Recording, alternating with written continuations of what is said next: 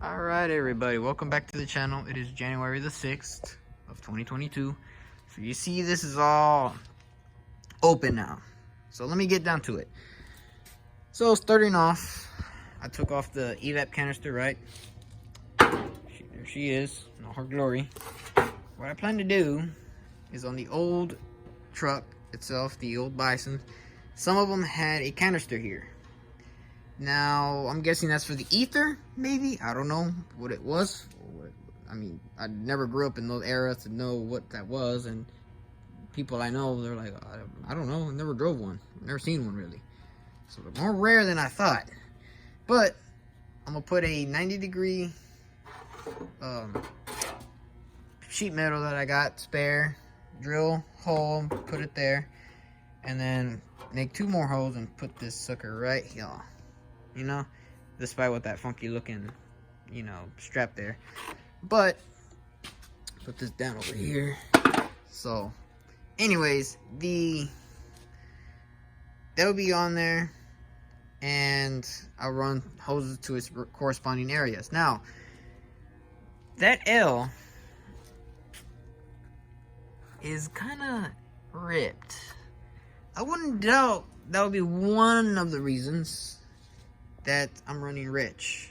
So this disconnects obviously, but I wouldn't doubt if this line is cracked too or whatever.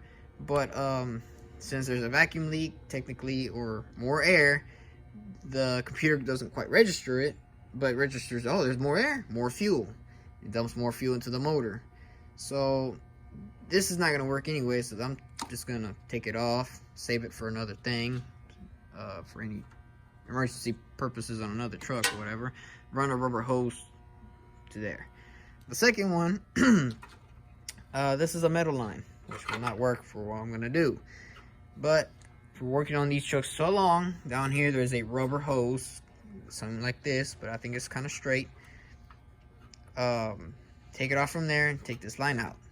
And from there, at a 90-degree L, a metal pipe, little piece of pipe, and then the rest hose all the way to here. That takes care of that. The second thing, excuse me, the electrical box, the relay center, the relay box, in other words, fuse and relay. That right there is where the water would leave out of there when it rains, right? I'm guessing. And if I could ever put it on there. So with that being on there, and this there's no place, and then if you take this off and you try to put this there, it fits, but now you got a risk of electrical fire because you got water going to the electrical and a lot of things going bad. So I'm just stuck. Not really. I got 2 options, but that was the first option, but that's not gonna work. Second option, I'll tell you in a second. I'm gonna be basing off the imaginary line here, because from this point onward is gonna be the safe area where I'm gonna put a plate here. It doesn't matter how thick or thin, it's just gonna cover this up because the hood's gonna start around here. So that would give me a good amount of space to not worry about the fender, because I'm keeping the inner fender. I'll get onto that for a little second. So back to the cruise control. This could be relocated to the passenger side. All I have to do is just cut and add more wiring to that side, and this would just be flipped over there. It'll still function right. Theoretically, yes, because you're not changing anything. You're not, despite it might be a little bit closer or longer, the cable will still be attached to the throttle body, and it would accordingly, you know, set its adjustment. There's no problem. So I get to keep this here and put this there. Problem solved. Now I got to thinking, and I know I said I was gonna not use these, but my dad gave me a good example, or a good idea. This is the factory inner fender. This is the safe area for the wheel. Wheel travel, turning, and so forth. The tires I'm going to be putting on are going to be a little bit wider, but it'll still have these dimensions from factory. and I can use those factory dimensions. And since I'll be cutting this here, because this will be still attached to the front, the firewall, when I make the fender, this will be part of the fender and would move upward. Now the only thing would be is this area, because I know if I'm going to do that, I'm going to have to cut it off around here somewhere, because this is going to hit this. It's going to hit a couple of things. So I could do that, or just cut it and bend them in. But that would mean risking, when turning, the tire is going to eat up the metal and fuck up the tire. So it's better off just cut it off. And then underneath, just add the factory, not factory, but they had a piece of rubber here that protected the, what is it called? Fender well splash shield. Either way, the semis had one regardless, because you didn't want mud and water going onto your engine, making it dirty and harder to work on as a mechanic. So I'm gonna be based off this line, maybe from this point, just cut it.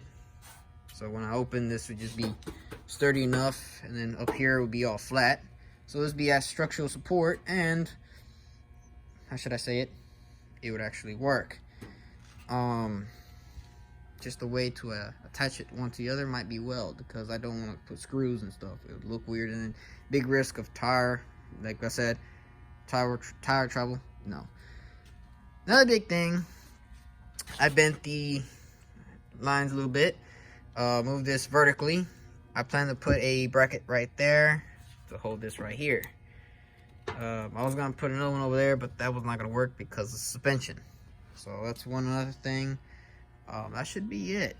So onto the center part of the truck. Believe it or not, S10, the square body S10 headlights, the sealed beam, work with the Chevrolet. They use the same housing.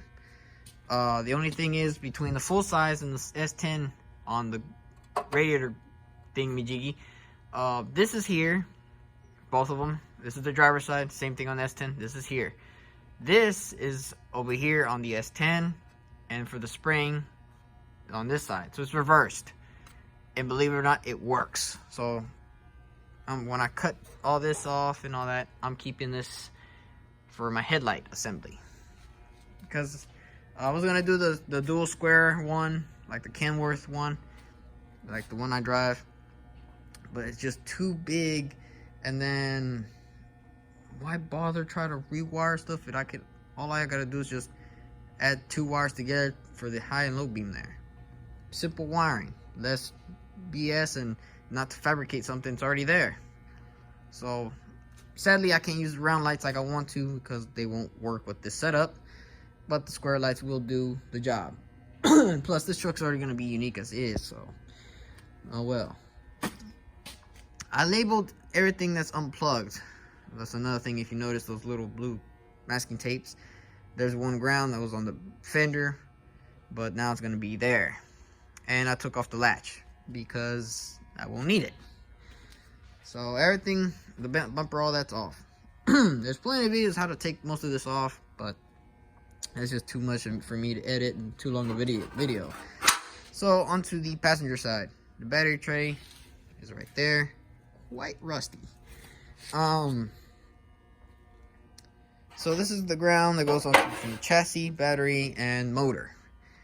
So if you got bad ground connections, check these. This goes straight to the starter, and the other one goes to the alternator. So these will be redirected inside. Now I forgot about that relay box. That other one went through here to the battery, but there's a hole there. I can probably manipulate to put in the cable through. But either which way, the battery is going to be inside temporarily. I'll get onto that in another little bit. So that's that.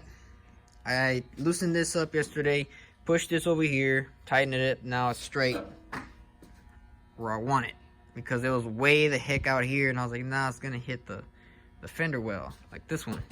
This one I gotta do the same thing. I gotta loosen it up and make this go up to here, maybe, whatever, and tighten it down, and that'll give me some clearance.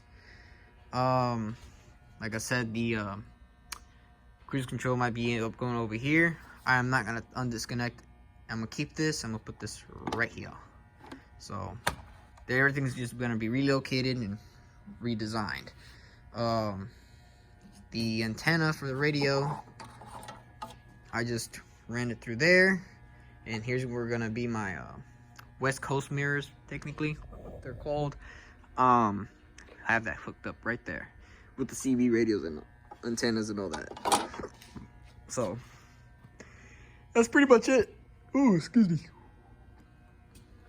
I'm kind of tired. So that's that. Next big purchases would be, I'm gonna end up buying the shorty headers for this. Cause why not? And plus, it's gonna be the worthy investment because it's gonna be a one-time deal, brand new exhaust manifolds, and compared to these, which are gonna be need more work on and more money spent on. I'd rather just make one-time purchase and do it right the first time. So there's that. The second biggest purchase would be a body lift kit. There will be no bed, and I'm gonna lift this up and the cab up so I can make clearance for the actual battery box. I'm gonna make 2 of them, but for now 1 for the actual battery and put 2 batteries in.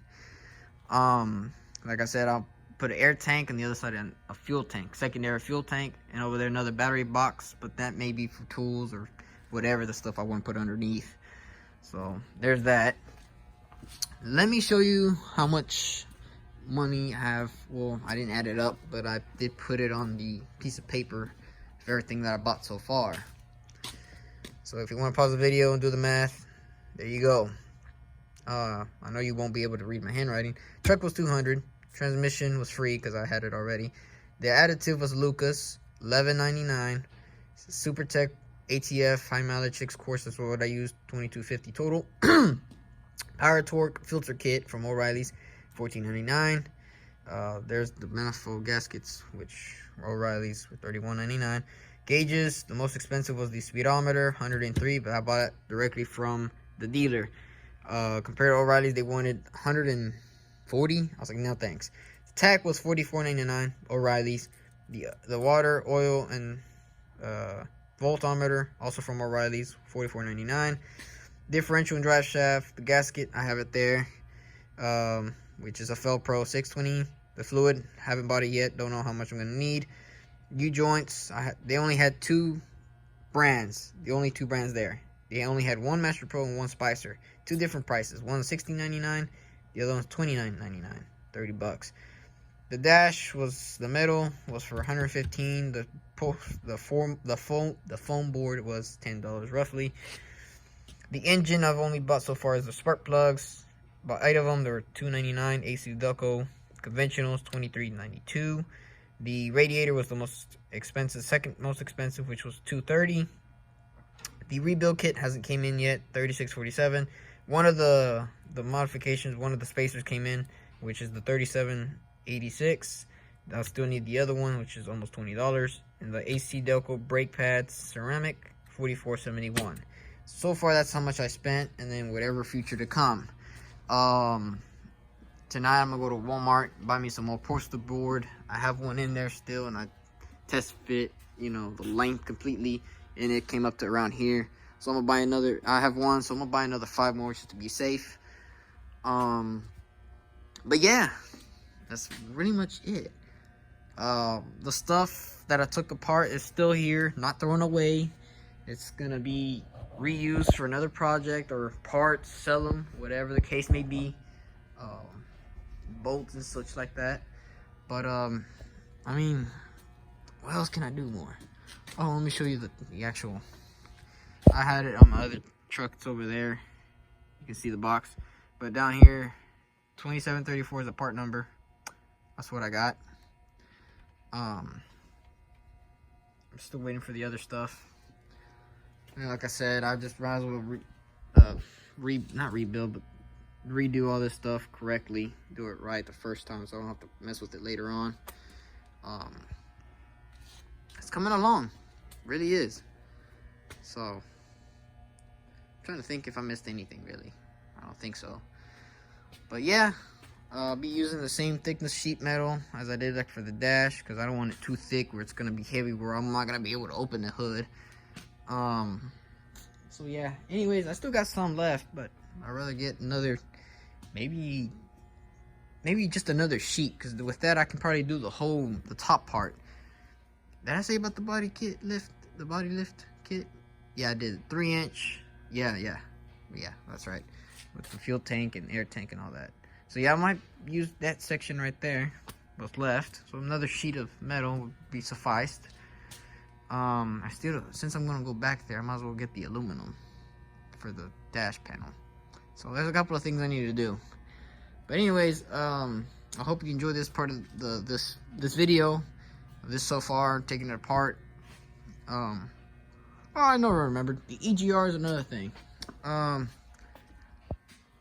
Delete that, and I'm gonna make a video about it. I'm gonna delete that, and apparently the guy just unplugged this, took all this off, blocked it off, right? And then over here, I don't know how he did it, or how anybody does it. Do you just block it off with silicone, or put a rubber hose with a cap, or what? I mean, hot glue it? I don't know. Because so you don't want air going into it, but nobody says nothing. They just, oh yeah, you just block it off, good. What did you block it off with? So I'll make a video and I'll show you what I'll do to see if it works. But when I take that off, it's gonna run a little bit cooler, run a little bit better. So, and the check engine won't be coming on because I won't even have a check engine light. Oh well. So anyways, that's it for the video. I don't know, I'm thinking of a title to make for this video, but yeah, taking it apart, and I'll probably record portion of me working on the stuff or whatever. We'll see. Anyways, I hope you enjoyed like I said, the video. Like, comment, and subscribe. Hit the notification, the bell. We're slowly growing our numbers. I've seen a couple of new subscribers. I like that. So yeah, I appreciate it, and I'll see you on the flip side.